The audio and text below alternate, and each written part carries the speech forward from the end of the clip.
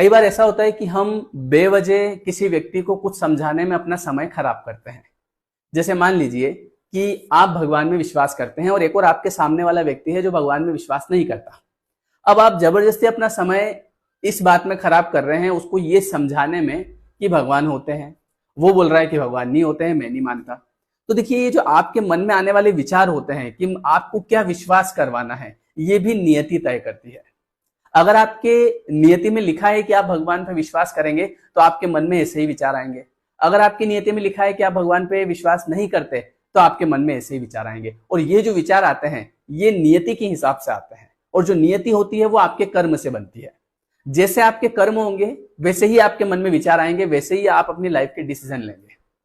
और ये जो बात मैं आपको बता रहा हूं, ये बात में आपको विश्वास होगा कि नहीं होगा, ये भी आपकी नियति पे डिपेंड करता है।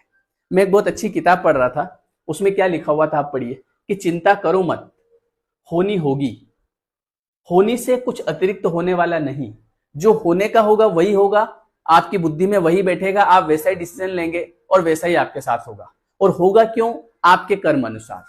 जैसे मैंने कर्म किए होंगे उसका जैसा फल बनना होगा वैसा ही मैं विचार करूंगा।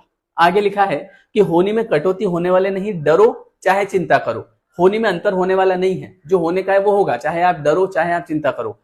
चिंता करना व्यर्थ है, डरना व्यर्थ है, समझ सको तो समझो। अब आगे की लाइन सुनना, समझ सको तो समझो किंतु होने के बिना समझ सकोगे भी नहीं। अगर मैं ये जो आपको बात समझा रहा हूं, अगर आपकी नियति में इसको समझना होगा तो आप समझ जाओगे। अगर आपकी नियति में अभी इसको समझना नहीं है तो आप इसको अभी नहीं समझोगे। इसीलिए कई बार हम देखते हैं कि किसी व्यक्ति को हम बहुत मतलब सिंपल सी बात समझाना चाह रहे हैं, उसकी समझ में नहीं आ रही है। कई बार ऐसा होता है कि मान लो घर के ही माता पिता अपने बच्चे को कोई कुछ चीज समझाना चाह रहे हैं कि बेटा ये चीज ठीक नहीं है, तू मान जा। वो बच्चा नहीं मान रहा है, उसको उसकी ही करनी है। बोले मैं भले घर छोड़ के चला जाऊंगा, मेरे को आपके साथ रहना है, लेकिन मैं करूंगा तो यही करूंगा। ऐसा क्यों हो रहा है? ऐसा उसकी नियति की वजह से हो रहा है।